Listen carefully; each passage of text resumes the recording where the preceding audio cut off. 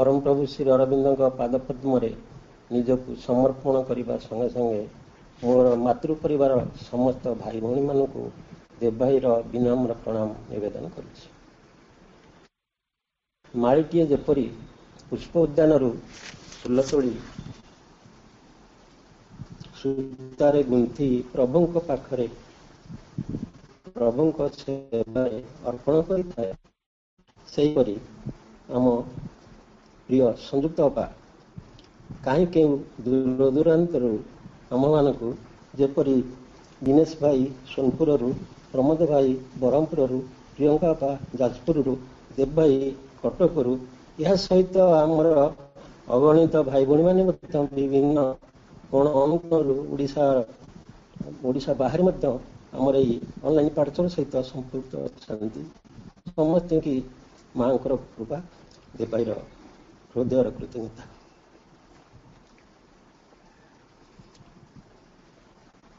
अपा आमर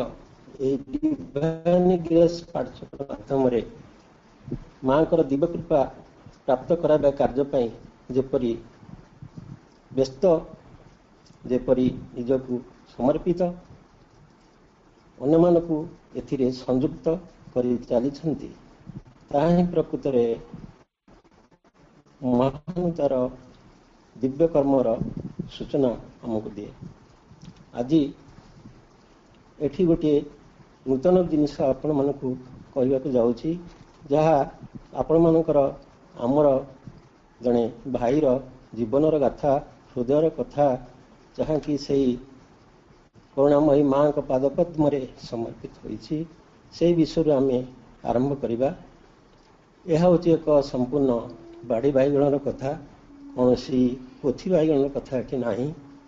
तेबे मोर अनुरोध मोर समस्त भाई भौणी माने मो सहित एकमत होई माँ को कथा को आमरी भितर शुणा, आमने भितर गुणिबा, आमने भितर ही बांटिबा। करुणामयी माँ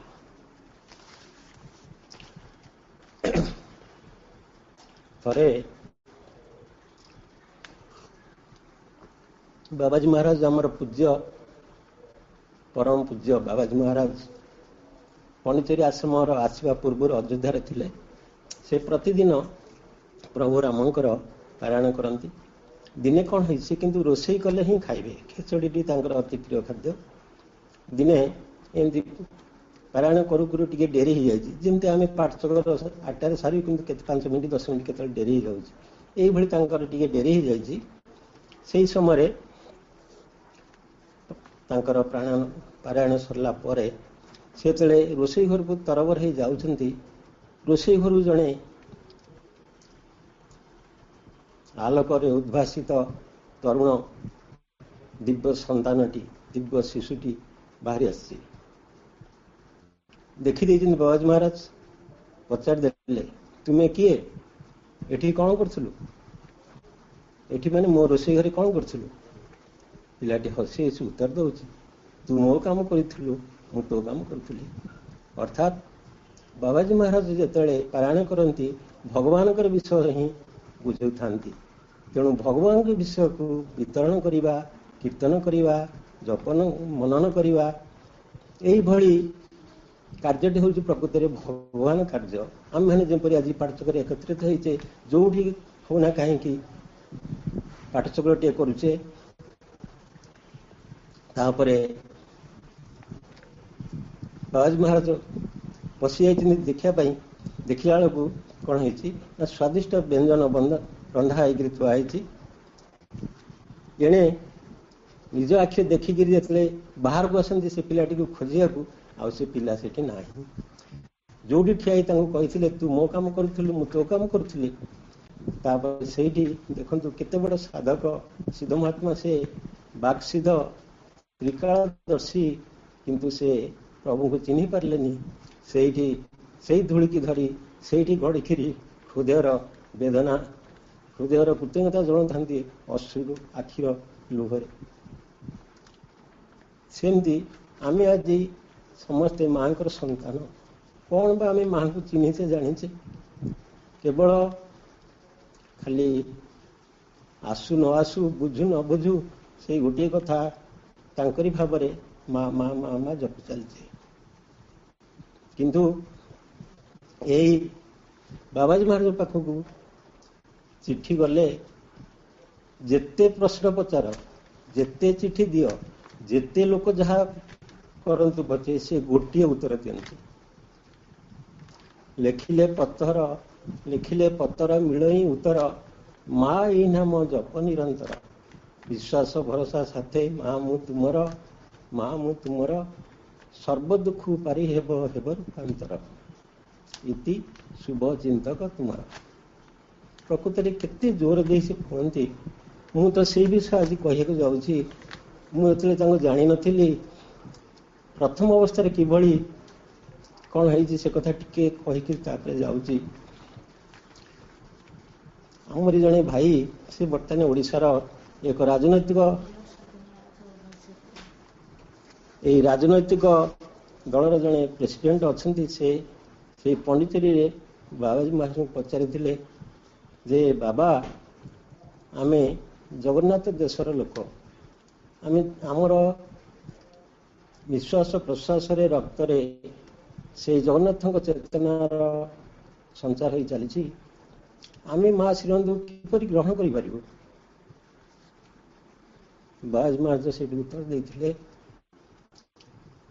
तुम्हें प्रकृति जगन्नाथ को देखीच से भाई जन कहले ना एति खाली शुणी था विषय तो कहवा बहुत किछि असंभव किंतु प्रभु जगन्नाथ होचंती दारु ब्रह्म आ श्री अरविंद हेले चलंती ब्रह्म। तापर से आ उत्तर चाही नथिले कि आ किछि पत्रि नथिले तेणु सेठी आमे आउ टिके आगु आसिले जना पड़िबो कौन दिन कथार अच्छी स्त्री बुद्धि रे प्रभु जगन्नाथ खंडिया कन्या माँ गुणिचा कथार प्रभु जगन्नाथ खंडिया होते जहाँ जाचु निंदा करुचु कि ठीक नुहे कहीं ना भगवान तांको इच्छा लीला से कर चलते सी चाहिए अपूर्ण रहा तेणु तांकरी इच्छा ही पूर्ण है से अपूर्ण हेले आम तेणु कहीं माँ गुणिचा को दोष दबा तेणु माँ गुणिचा दोष नुहे से आम निमित्त मात्र आम कि जानी पारुना आम कि भी करूना कि भी धरी पारुना मात्र जिते प्रभुंकर कृपा हुए से आमर हृदय ज्ञान हुए मनरे साहस विश्वास भक्ति भरोसा हृदयर समर्पण सबकि आसे। तेणु प्रभु ही सबकि करुचे आम निमित्त मात्र यही कथाटी मोर कहबार उद्देश्य रही जे आपण मान पर जड़े आपणकर भाईर कथा शुणे सी जिते हाँ आउ गोटे कथा भूलीगली जे जिते कोरोनार जस्ट पूर्वर 2018-19 हो पारे मुझे मन रखिनी कि पंडिचेरी आश्रम आम दर्शन जाइचु पुरीर आमर केते जण भाई आसचंती किंतु जड़े पुरीर सेवायत तांग संगे आसचंती पंडिचेरी बुलिया तापर से माने समाधि की प्रथम पड़े जाइचंती तापर समाधि आसिला परे डाइनिंग आसचंती डाइनिंग से आगे थिबा छोट उद्यान भली स्थान रे तांको भीतर झगड़ा लगी मु टिके दूर थे पाखु गली सी भाई जन कहते तुम मैंने एते निष्ठुर मत गोटा आज अपवित्र करदेल समाधि नहीं छुआईदेल समाधि कहले जो मला मनीष को कबर दिया था से कहते समाधि तेणु मत नहीं समाधिटा छुआईदेल मो पैता नष्ट है मो काया नष्ट है किपरि प्रभुंकर सेवा कर जाए पुरी जगन्नाथ प्रभुंकर सेवा करी मोर सब अपवित्र करदेल मत आगु कहलेनी मु जाई था यही जो कथाटी शुणिले से गोटे भाई आमर था मारिया उद्यत होते ना भाई भूल करनी जी जो चेतनार अच्छी से भगवान को देखुची से जानूची से करुच्ची तेणु तार ए किसी दोष ना तेणु ताकू से कहनी मुझे भाई डाकिली भाई टी शुण ଆଉ ତମେ ପ୍ରଥମ ଥର ପାଇଁ ଆସିଛ ନା? ହଁ ଭାଇ ମୁଁ ପ୍ରଥମ ଥର ପାଇଁ ଆସିଛି। ଠିକ୍ ଅଛି, ତୁମେ ଯାହା କହିଲ କିଛି ଭୁଲ କହିନା, ହେଲେ ତମ ଅନ୍ତରର କଥା କହିଲ, ତୁମ ଚେତନାର କଥା କହିଲ, ତୁମର ପରିବେଶରେ ବଞ୍ଚି ରହିଥିବାର ଯେଉଁ ପ୍ରଭାବ ସେଇ କଥା ହିଁ ତୁମେ କହିଛ। ଠିକ୍ ଅଛି, କିନ୍ତୁ ଗୋଟିଏ କଥା, ତୁମେ ଆଉ କେତେବେଳେ ପ୍ରଥମ ଥର ଆସିଛ, ଆଉ ଥରେ ଦୁଇଥର ଆସ, ଏଠି ଟିକେ ଭିତରକୁ ପ୍ରବେଶ କର, ଜାଣିବ। ଆଉ ଗୋଟିଏ କଥା ମନେ ରଖ ଯେ କି ମା ଶ୍ରୀଙ୍କ ସିମ୍ବଲ ଏଠି ଦେଖ, ଜଗନ୍ନାଥ ମନ୍ଦିର କେବେଠାରୁ ତିଆରି ହେଲାଣି, କିନ୍ତୁ ଏଇ ମା ଶ୍ରୀଙ୍କ ସିମ୍ବଲ ଜଗନ୍ନାଥ ମନ୍ଦିରରେ ଅଛି। କାହିଁକିନା ଏଇଟା ଚୂନ ଛଡ଼େଇଲା ବେଳେ ଧରା ପଡ଼ିଥିଲା। ମୋର ଜଣେ ଅତି ବିଶ୍ୱସ୍ତ କ୍ଲାସ୍ 1 ଅଫିସର, ସେ ବି କହିଲେ ହଁ, କାହିଁକିନା ସିଏ ପ୍ରତ୍ନତତ୍ତ୍ୱ ବିଭାଗରେ ସେ କାମ କରୁଥିଲେ, ସେ ଦେଖିଛନ୍ତି। ତେଣୁ କେଉଁ ଦ୍ୱାର କଥା ମୋର ଏବେ ଠିକ୍ ମନେ ନାହିଁ, କିନ୍ତୁ ମୁଁ ଭାବୁଛି ସିଂହଦ୍ୱାରରେ ନିଶ୍ଚୟ ଥିବ। ଦେଖନ୍ତୁ କି ସଂଯୋଗ ରହିଛି। ତେଣୁ ଆମେ ପ୍ରକୃତିରେ କ'ଣ ଜାଣୁଛେ? କାହିଁକିନା ଯେତେବେଳେ ଅତିମାନସର କ୍ରିୟା ପ୍ରବଳତର ଭାବରେ ଆସିବ, ଯେତେବେଳେ ଅତିମାନବ ଆସିବେ, ସେତେବେଳେ ଏଇ ପ୍ରଭୁ ଜଗନ୍ନାଥ ହିଁ ପ୍ରକୃତିରେ ପୂର୍ଣ୍ଣ ରୂପ ଧାରଣ କରିବେ। ସେ ଏ ଅତିମାନସର ହୁଏତ ଶେଷ ପାହାଚ ଭାବରେ ସେ ନିଜ ଇଚ୍ଛାରେ ନିଜ ରୂପକୁ ସେ ଧାରଣ କରୁଛନ୍ତି। ତେଣୁ ଆମେ ନିମିତ୍ତ ମାତ୍ର, ଆମେ ଏଣୁ ତେଣୁ ନିଜର ସୀମିତ ଜ୍ଞାନରେ କି କେଉଁଟିକେ ଶୁଣିଦେଇ ଏଭଳି ଜିନିଷ ଆଲୋଚନା କରିବା କେବେ ବି ଠିକ୍ ନୁହେଁ। ତେଣୁ ଏଇ ଯେଉଁ ମାଙ୍କର କଥା ମୁଁ ଆଜି କହିବାକୁ ଯାଉଛି, ମୁଁ ମଧ୍ୟ ଏଇଭଳି ଜଣେ ଅଜ୍ଞାନ ଅବୋଧ ଥିଲି। ଜୀବନର ଯେତେବେଳେ ଦୈନକ୍ଲିଷ୍ଟ ଜୀବନର ଦୁର୍ବିସହ ସମୟ ଆସିଛି, ସେତେବେଳେ ମୁଁ ମାଙ୍କୁ ତ ଜାଣିନଥିଲି, କେବଳ ଭଗବାନଙ୍କୁ ଗୋଟିଏ ଶବ୍ଦ, ସେଇ ଶବ୍ଦ ଉପରେ ମୋର କିଛି ବିଶ୍ୱାସ ଭରସା ଏବଂ ଭକ୍ତି ଥିଲା। ତେଣୁ ସେଇଥିପାଇଁ ଏଭଳି ପରିସ୍ଥିତିରେ ଜୀବନ ମରଣ ସମସ୍ୟା ଠାରୁ ଆହୁରି ଅଧିକ ସମସ୍ୟା। ତେଣୁ କବିତାଟି ଲେଖିଥାଏ 1970 ମସିହା ଡିସେମ୍ବର ମାସର କଥା ଏଇଟା। ସେତେବେଳକୁ ସାମାନ୍ୟ ଭାଇ ମୁଁ ମାଟ୍ରିକ ପାସ୍ କରିସାରିଥାଏ। ତେଣୁ ଲେଖିଥାଏ, ଆହେ ବିଶ୍ୱପତି ଏଦିନ ଆରତି, ଶୁଣିବାକୁ ହେଲ ପାଷାଣ ମୂରତି, ହୋଇ ଅବତାର ନିବାର ଭୁବାର, ମୋଭାର ପାଇଁକି ନାହିଁ ତବ ଶକ୍ତି। କେମିତି ରାଗ ରୁଷା ଅଭିମାନ ଭରା କଣ୍ଠରେ ପ୍ରାର୍ଥନାଟି ସେଇ ପ୍ରଭୁଙ୍କ ପାଦ ପଦ୍ମରେ ନିବେଦନ ହୋଇଥିଲା। ତାପରେ ଅଧିକ ମୁଁ କହୁନି। ଦିନରେ ସିନା ଏଇ କବିତାଟି ଲେଖିଦେଲି, କିନ୍ତୁ ସଞ୍ଜୁଆ ସଞ୍ଜରେ ଜଣେ ସାଙ୍ଗ ଆଣି ଗୋଟେ ବହି ଦେଇଗଲା, ଦେବରେ ଏ ବହିଟା ପଢ଼ିବୁ। ମୁଁ କହିଲି କି ବହି? ନା କିଏ ଏଇ ମା। ମୁଁ ଖାଲି ଶୁଣିଲି କିଏ ମା, ଅନ୍ଧାରରେ ବହିଟାକୁ ଦେଖିନି, ଧରିଲି, ଘରେ ରଖିଲି। କାହିଁକିନା ସେତେବେଳେ ବି ସାମାନ୍ୟ ଟିକେ ଆଲୁଅ ନଥାଏ ଘରେ ପଢ଼ିବା ପାଇଁ। ତାପରେ ଚିନ୍ତା କଲି ଏଇଟା ନଭେଲ ହେଇଥିବ, କୌଣସି ଜଣେ ସ୍ତ୍ରୀ ଲୋକ ଅନୈତିକ ଉପାୟରେ ଛୁଆଟିଏ ଜନ୍ମ କରିଥିବ, ସେଇ ଛୁଆର ପରିଚୟ ଦେବାକୁ ଯାଇ ସିଏ କେହି ମା ପ୍ରଶ୍ନର ସମ୍ମୁଖୀନ ହେଇଥିବ। ଏଇଆ ମନରେ ଭାବି ଶୋଇଗଲି। କିନ୍ତୁ ରାତି କେତେ ହେବ ମୁଁ ଜାଣିନି। ସ୍ୱପ୍ନ ଦେଖିଲି, ସ୍ୱପ୍ନରେ ନିଦ ଭାଙ୍ଗି ଯାଇଛି, ହେଲେ ମୋ ଆଖିରେ ଭରିଥିଲା ସେ ଅଜଣା ଲୁହ, ମନେ ରହିଥିଲା କୋହ ଆଉ କୋହ।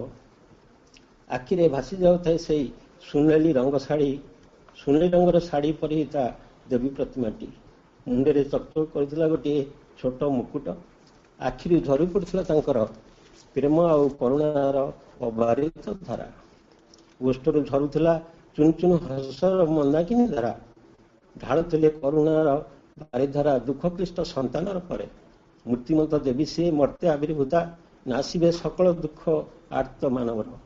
ମୋ ଆଖିରୁ ଝରୁଥାଏ ତତଲା ଲୁହର ଧାର, ଦୋହି ଦେଉଥାଏ ତାଙ୍କ ଯୁଗଳ ଭୟର। ତୋଳି ନେଇ କୋଳେ ମୋତେ ପଣତ କାନିରେ, ପୋଛନ୍ତି ଅଲିଭା ଲୁହ ଜନ୍ମଜନ୍ମାତର। ଶାନ୍ତ ହେଲା ଦଗ୍ଧ ଆତ୍ମା ତାଙ୍କରି ପରଶେ, ନଥିଲେ ସେ ସ୍ୱପ୍ନମୟୀ ରଜନୀର ଶେଷେ।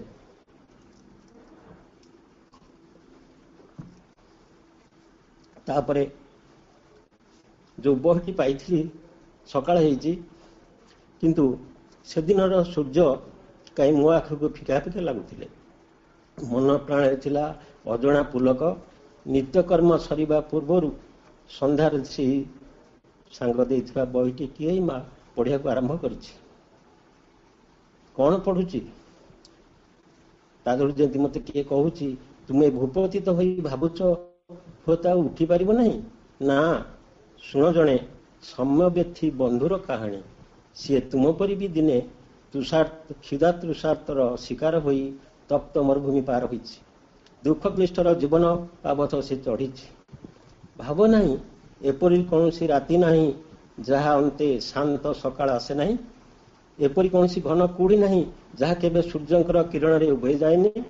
ଏପରି କୌଣସି ଦୁଃଖ ନାହିଁ ଯାହା କେବେ ଦିବ୍ୟ ସ୍ପର୍ଶରେ ଘୁଞ୍ଚେ ନାହିଁ। ତୁମ ସତାର ଗଭୀରତମ ପ୍ରଦେଶରେ ଏକ ଆଲୋକ ସୁଖା ଚିର ଜାଜୁଲ୍ୟମାନ। ଯେଉଁମାନେ ତାଙ୍କୁ ଦର୍ଶନ କରିବାକୁ, ତାଙ୍କୁ ଶୁଣିବାକୁ, ତାଙ୍କୁ ମାନିବାକୁ, ତାଙ୍କୁ ଆଶ୍ରୟ କରିବାକୁ ଚାହାନ୍ତି, ସେଇମାନଙ୍କ ନିମନ୍ତେ ସେ ଏକ ସାହାଯ୍ୟକାରୀ ସାନ୍ତ୍ୱନା ଓ ମଧୁମୟ ସ୍ନେହ ଭାବ ଦ୍ୱାରା ପରିପୂର୍ଣ୍ଣ। ତାଙ୍କ ନିକଟରେ କୌଣସି ଆନ୍ତରିକ ଏବଂ ସଦାଜାଗ୍ରତ ଆସ୍ପୃହା କେବେ ହେଲେ ବି ବ୍ୟର୍ଥ ହେବ ନାହିଁ। କୌଣସି ଆଶା କେବେ ବି ନୈରାଶ୍ୟରେ ପରିଣତ ହେବ ନାହିଁ। ଏହି ଦିବ୍ୟ ଉପସ୍ଥିତି ହିଁ ସକଳ ଶାନ୍ତି, ସକଳ ଆନନ୍ଦ ଏବଂ ସକଳ ନିରାପତ୍ତାର ଉତ୍ସ। ତୁମ ମଧ୍ୟରେ ଏହି ଉପସ୍ଥିତିକୁ ଖୋଜି ବାହାର କର ଏବଂ ତୁମର ସମସ୍ତ ଅସୁବିଧା ଦୂର ହୋଇଯିବ। ଇଏ ଥିଲା ସେହି କେହି ମାର କେତୋଟି ଅନ୍ତର ଭରା ମାଙ୍କର ବାଣୀ। ତାପରେ ମନରେ ଆସିଛି ବହୁତ ପ୍ରଶ୍ନ, ବହୁତ ଆଶା, ଭରସା ମଧ୍ୟ ଆସିଛି। ତେଣୁ ମୋର ମନରେ ପ୍ରଶ୍ନ ଥାଏ, ତୁମ ଯଦି କରୁଣାମୟୀ ମା, ତେବେ ସନ୍ତାନକୁ ସେହି ପରିଚୟ ଦେଉନା କାହିଁକି? ନିର୍ବୋଧ ଶିଶୁ, ଯେ ଖାଇ ଶିଖିନି, ଯେ କହି ଶିଖିନି, ଯେ ଚାଲି ଶିଖିନି, ଯେ ବଞ୍ଚି ଶିଖିନି, ଯେ ଦୁନିଆକୁ ଚିହ୍ନିନି, ସିଏ ବା କିପରି ତୋ ପାଖକୁ ଯିବ? ତୁମେ ତା ପାଖକୁ ମା ଆସ, ତୁମ ମାର ପରିଚୟ ତାକୁ ଦିଅ। କୂଳକୁ ନେଇ ତୁମ ପଣତରେ ତା ଆଖିରେ ଲୁହ ପୋଛି ଦିଅ। ତା ଜୀବନର ସମସ୍ତ ଦାୟିତ୍ୱ ତୁମେ ନିଅ।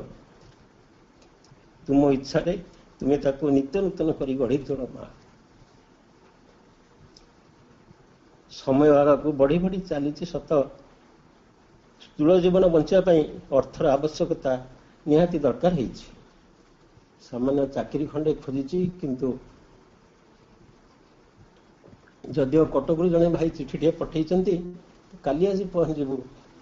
ଚିଠିଟି ପାଇଛି, ଆଜି ପାଇଲି 4ଟା ବେଳେ, କାଲି ଯାଇ କଟକରେ ମୋତେ ପହଞ୍ଚିବାକୁ ପଡ଼ିବ। ସେତେବେଳେ କଟକରୁ 80 କିଲୋମିଟର ଦୂର, 2 ଟଙ୍କା ବସ୍ ଭଡ଼ା ଥାଏ, ଦିନରେ ଖଣ୍ଡିଏ ବସ୍ ଥାଏ। ଗାଁରେ 200 ଘରର ଲୋକ ଥାନ୍ତି, କିନ୍ତୁ 2 ଟଙ୍କା କେହି ଆମକୁ ଦେଲେନି। ବାପ ପୁଅ 2 ଜଣ ଘରେ ଘରେ ବୁଲିଛୁ, 2 ଟଙ୍କା କେହି ଦେଲେନି। ନ ଦେବାର ମଧ୍ୟ ଉଚିତ, କାହିଁକିନା ସେଭଳି ଅବସ୍ଥା ଥିଲା 2 ଟଙ୍କା ଆମେ ଫେରେଇ ପାରିବୁନି। ତେଣୁ ଏହି ବିଶ୍ୱାସରେ କେହି 2 ଟଙ୍କା ବି ଦେଲେନି। ଶୋଇଛି ସତ, କିନ୍ତୁ କେତେ ରାତି ମୁଁ ଜାଣିନି, ନିଦ ତ ନାହିଁ, ଚିନ୍ତାରେ ଅଛି। କିନ୍ତୁ ସେଇ ଅନ୍ଧାର ଭିତରେ ଜଣେ ଆସି ଡାକୁଛି, ଆରେ ଦେବ କ'ଣ ଶୋଇପଡ଼ିଲୁ? ତୁ ଆମ ଘରକୁ ଯାଇଥିଲୁ, ବାପା ତୋତେ ମନା କଲେ ଟଙ୍କା ଦେବାକୁ, ମୁଁ ତାଙ୍କ ପକେଟରୁ 5 ଟଙ୍କା ଆଣିଛି, ତୁ ନିଏ, କାଲି ପଳା। ତା ମୁହଁ ମୁଁ ଦେଖିନି, ଖାଲି ଶବ୍ଦଟି ଶୁଣିଛି, ତାପରେ ସେ ଦେଲେ।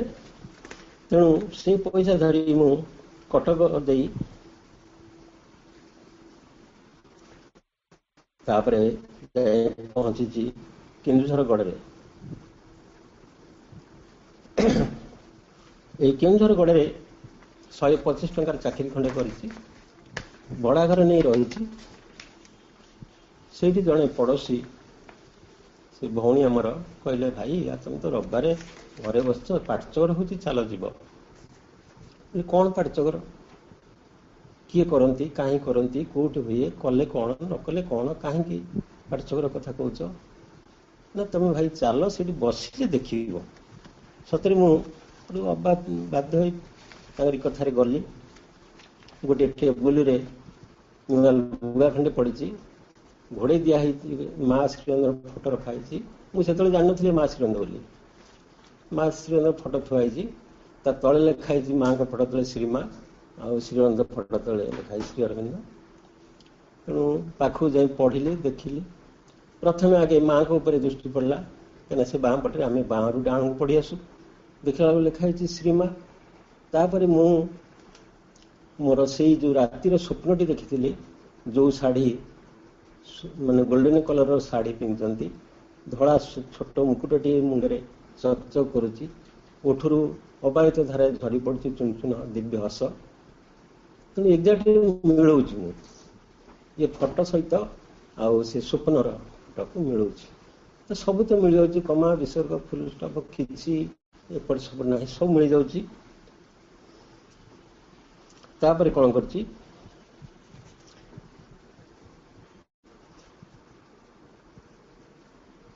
से कथा भाव भाव केतले पाठचक्र सरी जाइए मुझे जानी तापर मोर जिते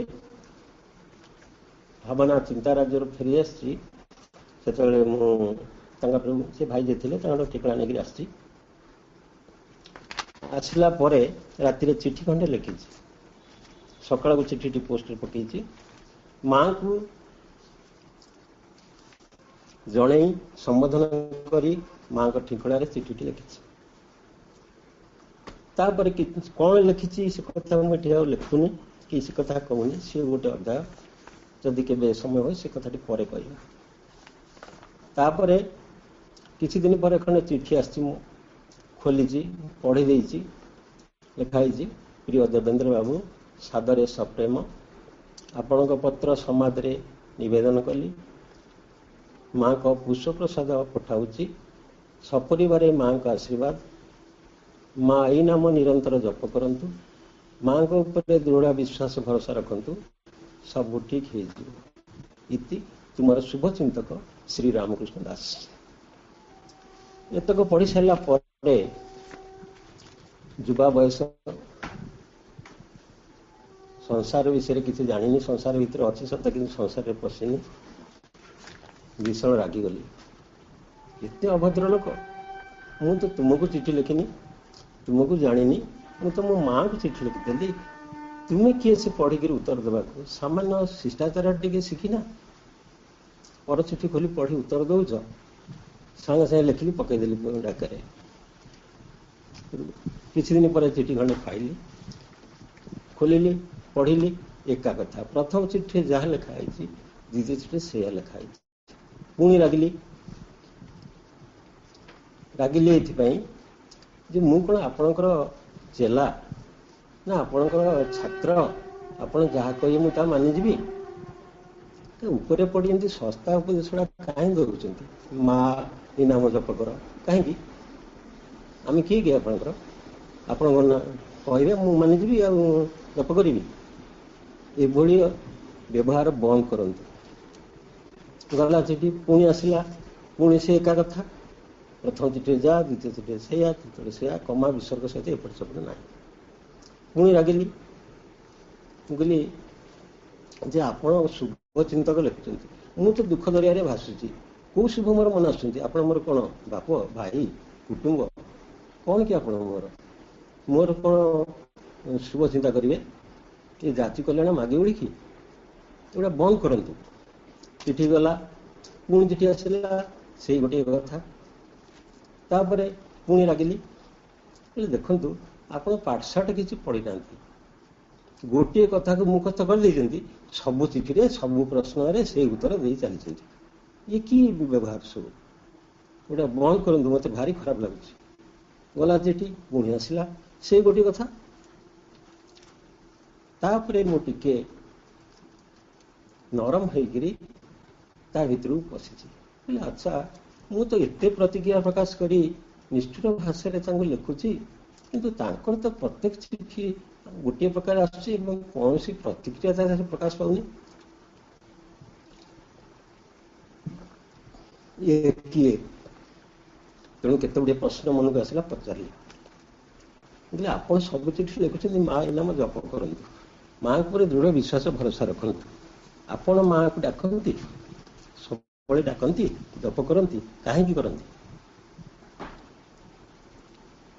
तापर पचारि तुम्हें कौन भगवान को देखीच भगवान मत देखे दे पार पुणी पचारि भगवान बड़ ना भाग्य बड़ किए कार अधीन भगवान अधीन भाग्य भाग्यर अधीन भगवान तापर पुणी प्रश्न चाहिए जो बाप माँ पेट पिटरू काटी छुआटी को ମଣିଷ କରନ୍ତି। ତାପରେ ହାତରୁ ଦିହାତ ହେଇଗଲା ପରେ ଯେତେବେଳେ ସେଇ ବାପା ମା ବୟସର ଅପରାହ୍ନରେ ପହଞ୍ଚନ୍ତି, ଯେତେବେଳେ ଟିକେ ସାହାରା ଖୋଜନ୍ତି, ଯେତେବେଳେ ଟିକେ ଆଶ୍ରା ଖୋଜନ୍ତି, ସେବା ଖୋଜନ୍ତି, ସେତେବେଳେ ଏଇ ପୁଅ ବୋହୂମାନେ କ'ଣ କରନ୍ତି? ଅଣଦେଖା କରନ୍ତି, ଅବହେଳା କରନ୍ତି, ଅପଦାର୍ଥ କହି ଆଡ଼େଇ ଦିଅନ୍ତି। ଶେଷରେ ଆଉ କେତୋଟି ଜୀବନ ବଞ୍ଚିବା ପାଇଁ ସେମାନେ ଜରାଶ୍ରୟ ଖୋଜନ୍ତି କିମ୍ବା ମରାଶ୍ରୟ ଅର୍ଥାତ୍ ଶ୍ମଶାନ ଖୋଜି ବୁଲନ୍ତି। କିନ୍ତୁ ମରିଗଲା ପରେ ସେଇମାନେ ଉତ୍ସବ ପାଳନ କରନ୍ତି, ବହୁ ପଇସା ଖର୍ଚ୍ଚ କରି, ବହୁ ଆଡ଼ମ୍ବର ଦେଖେଇ, ବହୁ ଲୋକଙ୍କୁ ନିମନ୍ତ୍ରଣ କରି, ବହୁ ପ୍ରକାର ଖାଦ୍ୟ ବଣ୍ଟନ କରିଥାନ୍ତି। ଇଏ କ'ଣ ପ୍ରକୃତିରେ ଶ୍ରାଦ୍ଧର ଅର୍ଥ? ନା ସେ ଆତ୍ମା ମାନେ ସନ୍ତୁଷ୍ଟ ହୁଅନ୍ତି ଏଥିରେ? ତାପରେ ପଚାରିଥାନ୍ତି ଜାତକ, ଭାଗ୍ୟ ଲିଖନ, କର୍ମଫଳ ଏସବୁ କ'ଣ? ଏଇଭଳି 8ଟି ପ୍ରଶ୍ନ ମୁଁ ତାଙ୍କୁ ପଚାରିଥାଏ। କିନ୍ତୁ ସେ ସବୁ ପ୍ରଶ୍ନର ଉତ୍ତର ମୋତେ ଦେଇଥାନ୍ତି। ସେଇ ଉତ୍ତରଟି ପଢ଼ିଲା ପରେ ତାଙ୍କ ପ୍ରତି ମୋର ପୁରା ଭାବଟି ବଦଳି ଯାଇଛି। ସମ୍ପୂର୍ଣ୍ଣ ଭାବେ ମୁଁ କାହିଁ ତାଙ୍କୁ ଗୁରୁ ଭଳି ମାନି ନେଇଯାଇଛି। ତାପରେ ପ୍ରତ୍ୟେକଟି ଘଟଣା ମୁଁ ତାଙ୍କୁ ଲେଖି ଜଣାଏ। ବିବାହ ବି କେଉଁ ଝିଅ ନାଁ ଲେଖିଲେ ଦେବ, ମୁଁ ସେଇ ଯୋଗୁଁ ବିବାହ ବି। କେଉଁ ପୁଅଟିର ନାଁ କ'ଣ ହେବ ସେ ଦେବେ, ଝିଅର ନାଁ କ'ଣ ହେବ ସେ ଦେବେ। କେମିତି ପ୍ରତ୍ୟେକ ଜିନିଷ ହିଁ ମୁଁ ତାଙ୍କୁ ପଚାରେ। ତେଣୁ ଦିନେ ମୁଁ ଘରକୁ ଯାଇଛି, କେନ୍ଦୁଝର ଆମର କେନ୍ଦ୍ରାପଡ଼ା ଜିଲ୍ଲାର ମାର୍ଶାଘାଇ ଅଞ୍ଚଳ। ତେବେ ଯାହା ହଉ ଦେଖିଲା ବେଳକୁ ବାପା କ'ଣ କରିଛନ୍ତି ନା ଟିକେ ରୋଗଗ୍ରସ୍ତ ହେଇଛନ୍ତି। ତେଣୁ କାହିଁ ସେଦିନ ସେ ମୋତେ କହିଲେ ତୁ ଆଜି କୁଆଡ଼େ ଯିବୁନୁ? ମୁଁ କହିଲି ନାଇଁ ମୁଁ ଟିକେ ଯିବି। ତାପରେ ହେଇଛି ଘଟଣା, ଯାହା ହଉ ତୁମ ସମୟ ତ କମ, ମୁଁ ଦେଖିଲି କାହିଁ ବାପାଙ୍କର ଗୋଟେ ମନ ଛୁଇଁଲା। ଗୋଟେ ବାପାଙ୍କୁ ଉଠି ବସେଇଲି। ସେ ମା ଶ୍ରୀଅନ୍ତ କିଛି ଜାଣିନାହାନ୍ତି, ଭଗବାନ କ'ଣ ଜାଣିନାହାନ୍ତି, ମୂଲ ଲାଗିଲେ ଜୀବନ ବଞ୍ଚେ, ମୂର୍ଖ ନିରକ୍ଷର କିଛି ଜାଣିନାହାନ୍ତି। ତେଣୁ ମୁଁ କହିଲି ବାପା ଟିକେ ବସିଲ, ଉଠି ବସିଲେ। ମାଆଙ୍କ ଡ୍ରେସିଂଟି ତାଙ୍କ ହାତରେ ଦେଲି, ହାତ ଯୋଡ଼ିଲେ। ମୁଁ କହିଲି ବାବା ଟିକେ ମା କହିଲ। ଗୋଟେ ଥରେ କହିଲେ ହଁ ମା। ତାପରେ ଯେତେ କହିଲେ ଆଉ ନା ନାଇଁ ସେ ମା ତୁ ଯାହା ଖାଇଦେବୁ ଶୀଘ୍ର। ତାପରେ ମୁଁ ଖାଇକି ଗଲାବେଳକୁ ମୃତ୍ୟୁର କେବେ ଦେଖିନଥିଲି କିଭଳି ମୃତ୍ୟୁଟା ତାଙ୍କଠି ଘଟି ଚାଲିଛି। ମା ଉପରେ ଡାକି ଦେଇକିରି ପାଣି ଟୋପେ ତାଙ୍କ ପାଟିରେ ଦେଇ ଦେଇଛି। ବାସ୍ ସବୁ ଶେଷ।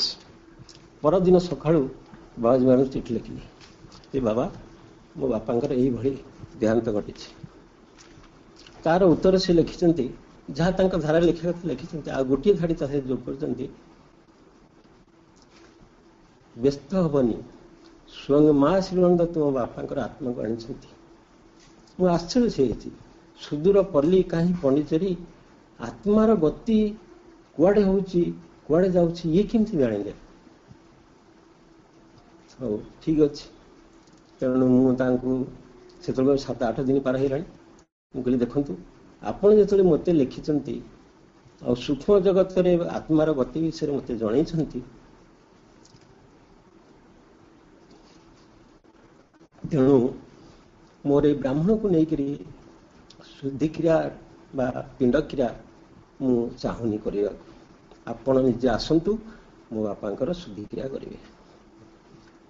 ସେତେବେଳକୁ 8 ଦିନ ହେଇଛି, ଚିଠିଟି ଗଲା। 10 କ୍ରିୟାଟି କୌଣସି ପ୍ରକାର ଚଳେଇ ଯାଇଛି, ଶୁଦ୍ଧିକ୍ରିୟା ହେବ। ମୁଁ ବ୍ରାହ୍ମଣ ଠିକ୍ କରିନି। ତାପରେ ଜଣେ ପଡ଼ୋଶୀ ମୋତେ କହିଲେ ଅମୁକ ନନା ଆଜି ଅମୁକ ଘରେ ଆମ ଗାଁରେ ପିଣ୍ଡ ଅଛି, ସେ ଆସିବେ, ଆଉ ତାଙ୍କୁ ଏଇଠି ତମେ ତ ଘର ଆଗରେ ତାଙ୍କୁ ଟିକେ କହିଦେଲେ ସେ ତମ କାମଟା ଚଳେଇଦେବେ। କହିଲେ ଠିକ୍ ଅଛି। ମୁଁ ଗୋଟେ ଗାଁରେ ପ୍ରଥମେ ଆମ ଘର ସବୁ ଅପେକ୍ଷା କଲି। 10ଟା 11ଟା ସମୟ, ଜୁନ ମାସ 11 ତାରିଖ 1977 ମସିହା। ତାପରେ ଦେଖିଲି ଧୋତିଟିଏ ପିନ୍ଧିଛନ୍ତି, ବଳିଷ୍ଠ ଚେହେରା, ଗାମ୍ଭୀର୍ଯ୍ୟପୂର୍ଣ୍ଣ ଭାବ। ଅନୁମାନ କଲି ଏଇ ହେଇଥିବ। ପ୍ରଣାମ କରିକି ତାଙ୍କ ସବୁ ମୋ କଥା ଜଣେଇଲି। ସେ ରାଜି ହେଲେ, ଘରକୁ ଆସିଲେ। ଘରେ ବସିବାକୁ ଆସନ ଦେଇଛି। ଆସନ ଦେଖିଲା ଭିତରେ ସେ ମୋ ଘରେ କାନ୍ଥରେ ମା ଶ୍ରୀରାମଙ୍କ ଫଟୋ ଟଙ୍ଗା ସେ ଦେଖିଲେ। ଦେଖିକି ମୁଁ ଦେଖିଲି ବହୁତ ମନେ ମନେ ନୀରବ ହେଇଗଲେ ଏବଂ ଗାମ୍ଭୀର୍ଯ୍ୟପୂର୍ଣ୍ଣ ଭାବଟି ତାଙ୍କଠି ପ୍ରକାଶିତ ହେଲା। ତାପରେ ମୁଁ କ'ଣ କରିବି ନା ପିଣ୍ଡ ପାଇଁ ଯାହା ଦରକାର ଅରୁଆ ଚାଉଳ, ଦୁବ ବରକୋଳି ପତ୍ର, ହୋମ କାଠ, ନୂଆ ବସ୍ତ୍ର, ଘିଅ, ଧୂପ ଇତ୍ୟାଦି ମୁଁ ଆଣିକିରି ଗୋଟିଏ ଗୋଟିଏ ରଖୁଛି। ସେ ମୋତେ କହୁଛନ୍ତି, ମୋତେ ପୁଣି ଭାଇ ବୋଲି ଡାକୁଛନ୍ତି। ତ ଭାଇ ଏଗୁଡ଼ା କିଛି ଦରକାର ନାହିଁ, ଶୁଦ୍ଧ କ୍ରିୟାରେ କ'ଣ ଶ୍ରାଦ୍ଧରେ ତ ଏଗୁଡ଼ା ସବୁ ଦରକାର ହୁଏ ନା, ଏଗୁଡ଼ା କିଛି ଦରକାର ନାହିଁ। ତେଣୁ ମୁଁ ସବୁ ଫେରେଇ ନେଇଗଲି। କହିଲା ତାହେଲେ କ'ଣ ଆପଣଙ୍କ ଦରକାର? ନା ମାଙ୍କ ବ୍ଲେସିଂ ଅଛି। ହଁ ଅଛି। ଆଚ୍ଛା ମୋର ବ୍ଲେସିଂ ଅଛି ନା ସିଏ କେମିତି ଜାଣିଲେ? ମୋର ଏଇ ସନ୍ଦେହ ମନେ ରହିଲା। କାହିଁକି ଫେରେଇ ଦେଲେ ଇଏ ବି ଗୋଟେ ସନ୍ଦେହ ରହିଲା। କାହିଁକିନା ଆମର ସମାଜରେ ଯାହା ବିଧିବିଧାନ ଚାଲିଛି ଆମେ କରୁଛୁ, ଇଏ କାହିଁକି ଫେରେଇ ଦେଲେ? ମନ କଥା ମନେ ଥାଏ। ତାପରେ କର୍ମ ହେଲା। କ'ଣ କର୍ମ ହେଲା ନା ବ୍ଲେସିଂଟି କଲେ ଆଣିଲେ ଗୋଟେ ପାତ୍ରରେ ରଖିଲି। ସେ ଗୋଟେ ପଟରେ ବସିଲେ, ମୁଁ ଗୋଟେ ପଟରେ ବସିଲା, ଅନ୍ୟମାନେ ଗୋଟେ ପାଖରେ ବସିଲେ। କହିଲେ ମା ଏଇ ନାମ ଜପ କର ଅଧଘଣ୍ଟା। ବାସ୍ ସେ ମା ନାମ ଜପ ଅଧଘଣ୍ଟା ହେଲା। ତାପରେ ସରିଲା ଆମର ପିଣ୍ଡ କ୍ରିୟା। ସେ ତାଙ୍କର ଗଲା ପୂର୍ବରୁ ମୋର ମନରେ ସନ୍ଦେହ ଥାଏ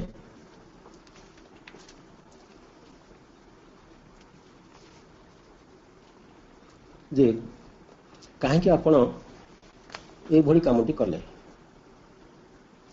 ତେଣୁ ସେ ମୋତେ କହିଲେ, ମୁଁ ଅଜ୍ଞାତ ଭାବରେ ଆପଣଙ୍କ ଘରେ ଆସି ପହଞ୍ଚିଲି। ଆପଣ ମୋର ଜଣାଶୁଣା ନଥିଲେ, କିନ୍ତୁ ମୁଁ ଯାହା ପହଞ୍ଚିଲି ତାହା ମାଙ୍କର ଇଚ୍ଛା ଥିଲା। ଘର ଭିତରେ ମା ଶ୍ରୀରାମଙ୍କର ଫଟୋ ଯେତେବେଳେ ଦେଖିଲି ବହୁତ ଖୁସି ହେଲି। ତୁମର ଛଣଛପର ଘରେ ତାଙ୍କ ମୁଖର ଦିବ୍ୟ ହସ ହିଁ ପ୍ରମାଣିତ କରୁଥିଲା ମା ତାର ଛୁଆକୁ କେତେ ଭଲ ପାଏ। ତାପରେ ସେ କହିଲେ, କ'ଣ? ହଁ, ବିନ୍ଦୁ ହେଇ ଯେତେବେଳେ ଆମର କାପାଳି ଶାସ୍ତ୍ର କଥା କହିଲେ, ସେ ମହାପଣ୍ଡିତ, କାପାଳି ଶାସ୍ତ୍ର ମନ୍ତ୍ରତନ୍ତ୍ର ବହୁ ଜ୍ଞାନରେ ସେ ପରିପୂର୍ଣ୍ଣ ଥିଲେ। ସେ କଥା କହିଲେ, ସିଏ ଯେତେବେଳେ ପଣ୍ଡିଚେରୀ ଆସିଥିଲେ, ସିଏ ତାଙ୍କର ଜ୍ଞାନ ବଳରେ, ତାଙ୍କର ସାଧନା ବଳରେ ସେ ଦେଖିପାରିଲେ ଯେ ଶ୍ରୀ ଅରବିନ୍ଦ କ'ଣ। ତେଣୁ ସୂର୍ଯ୍ୟଙ୍କ ପାଖରେ ନକ୍ଷତ୍ରଙ୍କର ଅବସ୍ଥା ଯେପରି ହୁଏ, ତାଙ୍କର ଅବସ୍ଥା ପଣ୍ଡିଚେରୀରେ ଶ୍ରୀ ଅରବିନ୍ଦ ପାଖରେ ସେୟା ହିଁ ହେଇଥିଲା। ତେଣୁ ସେ ବିନ୍ଦୁ ହୋଇକିରି ସିନ୍ଧୁରେ ମିଶିଲା ପରି ମା ଶ୍ରୀରାମଙ୍କ ଶରଣରେ ଆସିଥିଲେ। ତେଣୁ ପୁରାତନ କ୍ଷୁଦ୍ର ପୂଜା ମଧ୍ୟ, ତେଣୁ ସେ କହିଲେ ଯେଉଁ ପୁରାତନ କ୍ଷୁଦ୍ର ପୂଜା ମନ୍ତ୍ର ମାଧ୍ୟମରେ ମାଙ୍କୁ ଜାଣି ଶୁଣି ଛୋଟ କରିଦେବାକୁ ମୋର ଇଚ୍ଛା ହେଲା ନାହିଁ। ତାପରେ ମାଙ୍କୁ ପାଖରେ ପୂଜାପାଠ, ଭୋଗରାଗ, କାଳବେଳ ଏବଂ ଛୋଟ ବଡ଼ ଛୁଆଁ ଏ ତ କିଛି ନଥାଏ। କେବଳ ତାଙ୍କୁ ଭଲ ପାଇବା ହିଁ ପ୍ରକୃତରେ ତାଙ୍କର ପୂଜା। ତେଣୁ ତୁମର ପ୍ରକୃତ ମାଙ୍କୁ ଭଲ ପାଇବା ଏବଂ ପୁରାତନ ପରମ୍ପରାକୁ ନ ଧରିବା, ଏ ଯେଉଁ ମନୋଭାବ ଥିଲା, ମୁଁ ସେଇଥିପାଇଁ ଏସବୁ କାମ କଲି। ତୁମେ କ'ଣ ଏଥିରେ ସନ୍ତୁଷ୍ଟ ନୁହଁ? ମୁଁ କହିଲି, ହଁ ନନା, ମୁଁ ପୁରାପୁରି ସନ୍ତୁଷ୍ଟ। ନା ସ୍ୱୟଂ ମା ଶ୍ରୀରାମ ମୋର ବାପାଙ୍କର ଆତ୍ମାକୁ ନେଇଛନ୍ତି। ତେଣୁ ନୂତନ ଧାରାରେ ଶୁଦ୍ଧିକ୍ରିୟା କରିବା ପାଇଁ ମୁଁ ତାଙ୍କୁ ପ୍ରାର୍ଥନା କରି ଚିଠି ଲେଖିଥିଲି। ତେଣୁ ଯାହା ହଉ, ଏବେ ଅନୁଭବ କରୁଛି ସେ କିପରି ଆପଣଙ୍କ ମାଧ୍ୟମରେ, ସେମାନେ ବାବାଜୀ ମହାରାଜ କିପରି ଆପଣଙ୍କ ମାଧ୍ୟମରେ ମୋ ବାପାଙ୍କର ପିଣ୍ଡ କ୍ରିୟା କରିବାର ସମ୍ପୂର୍ଣ୍ଣ କଲେ।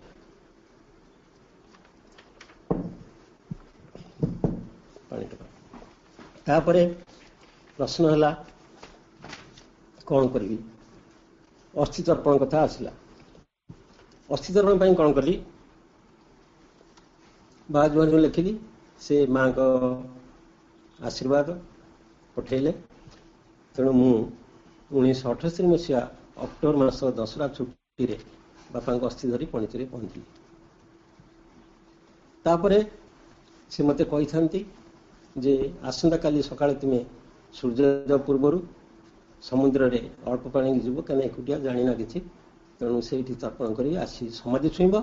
ସମାଧି ଛୁଇଁଲା ପରେ ତମର ଯାହା କିଛି କରିବ। ମୁଁ ସେଇଆ ହିଁ କଲି। ସମାଧି ଛୁଇଁକି ତାପରେ ଟିଫିନ୍ ଯୋଉଟା ଆମର ବ୍ରେକଫାଷ୍ଟ ଗଲି। ତାପରେ ଯାଇକିରି ତାଙ୍କୁ ସବୁ କଥା କହିଲି, କ'ଣ କେମିତି କଲେ। ନା ହଉ ଠିକ୍ ଅଛି। द्वितीय थर जो 11टा पर 11:15 बेलू आम जो डाइनिंग आरंभ हुई लंच तेणु लंच रे मुझे धाड़ी ठिया होकर लंच खाई खाइला पर से अंगठा बासन टी धरिकी मुझे वाशिंग रे दवापाई धाड़ी जाऊँगी जो मो धाड़ी जाकि वाशिंग पाखे हो जाए देखला बेलू से बाबाजी महाराज बसिक जहाँ आगुरी देखी नी केवल से 78 मसीह प्रथम थर गलापर सहित ही चिन्ह परिचय जहाँ देखला बेलू सी बसिक बासन मार्च मनटा मोर मानने विकल हो उठिला एत बड़ जड़े सिद्ध महात्मा देवपुरुष सी मो अंगठा धोले मत पाप लगे तेणु मु मोर अंगठा टाक दे पारुनी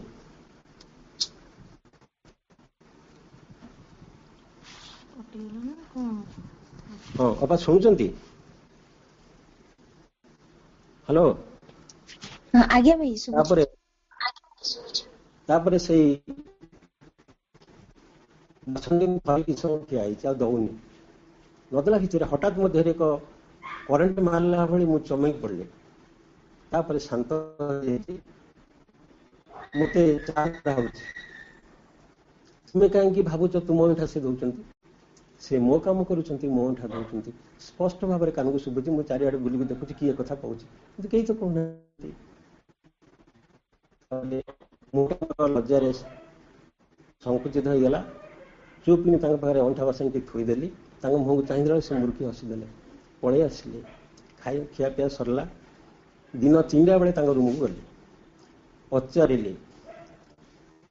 बाबा ये जो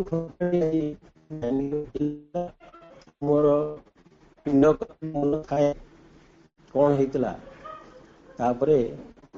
कौन है हाथ धरिकी मना करोटी कहबनी कौन मुझे बुझीपारुनी ना एठी आमे किछि करूना माँ काटती माँ बाढ़ती माँ खाती माँ अंगठा बासन धुअंती माँ प्रत्येक संतान दायित्व नि सी जोग साधना करती सी साधक सी साधना सी सिद्धि आम ये किसी नुह आम निमित्त मात्र ये हूँ बाबूजी महाराज कथाटी प्रकृत में मुझे जहाँ जानी से जो अंगठा बासन आमको दी से बाबूजी महाराज होती ताहा नुहे ये जो कथाटी आसला ये माँ मत चार्ज कर तेणु यहाँ प्रकृति से अंगठा बासन धुंतनी से बासन भितर से जमी प्रभु राम माँ सीता को सिद्धि लाभ करते ठीक सहीपरी से बासन भितर से उभयंकर पाद को धोई दिखती सेतक ना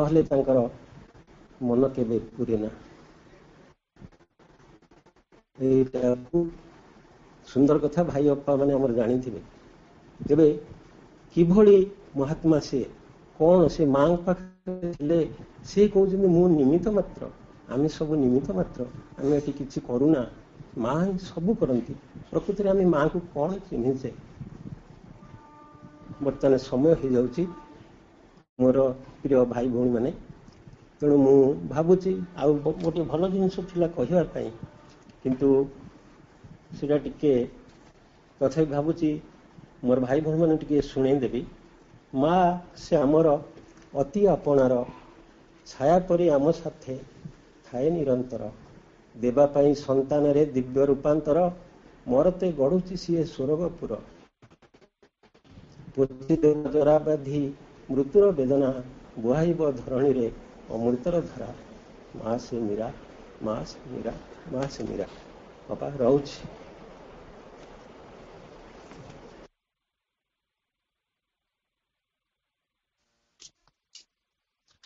धन्यवाद भाई।